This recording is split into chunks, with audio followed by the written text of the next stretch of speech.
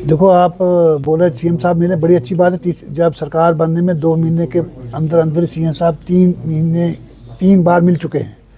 इतनी क्या मजबूरी है 3 दफ़ा मिलने की एक ही मुद्दे के लिए? अगर मिलना है रियासत का दर्जा, रियासत का दर्जा तो भारत के प्रधानमंत्री ने वादा किया है और हमारे यूनियन होम मिनिस्टर ने पार्लियामेंट में इसका वादा किया है, बयान दिया है। तो वो इस पर अमल पैरा क्यों नहीं है? तो सरासर नाइंसाफ़ी है मरकज़ की तरफ से। आप जम्मू कश्मीर के अवाम को भेड़ बकरी नहीं समझ सकते हो। आपने इनका जो हक छीना है, कम से कम आप रियासत का दर्जा वापस कीजिए। आपने स्टेट के टुकड़े कर दिए और डिमोट कर दिया। हमने ये सुना था कि रियासत ये जो है यूटी रियासत बनती है। कोई रियासत आज तक इन्होंने यूटी नहीं बनाई है। किसी रियासत को हाथ लगा के देखें।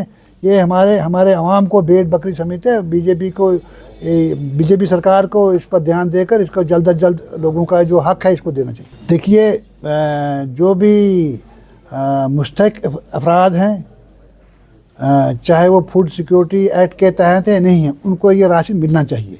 अब सरकार चुनी गई है और ये सरकार की जिम्मेदारी बनती है, ये चुनी हुई सरकार है, उनकी जिम्मेदारी बनती है जो मुस्तहिक अफराद हैं, जो मुस्तहिक ख़ानदान हैं, जो मुस्तहिक फैमिलीज़ हैं, उनको राशन मिलना चाहिए। इसमें कोई दो राय नहीं। ये सवाल का जवाब नेशनल कॉन्फ्रेंस और कांग्रेस ही दे सकते हैं। लेकिन जहाँ तक मेरा एक ज़ाती ये एक तज्जिया है वो ये है कि ईवीएम का डिंडोरा पूरे देश में पीट रही है ये कांग्रेस सरकार। लेकिन जहाँ ये जीत जाते हैं वहाँ ये चुप रहते हैं, जहाँ हार जाते हैं तो ईवीएम के बारे में ज़्यादा हम बात नहीं करेंगे।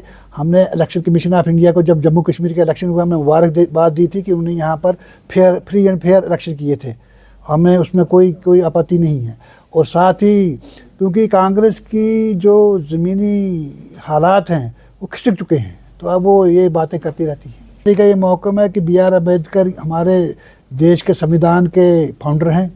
उनके ख़िलाफ़ यदि कोई भी टिप्पणी गलत करता है तो वो हमारी पार्टी उसको बर्दाश्त नहीं करेगी। हम इसके बिल्कुल विरोध करेंगे।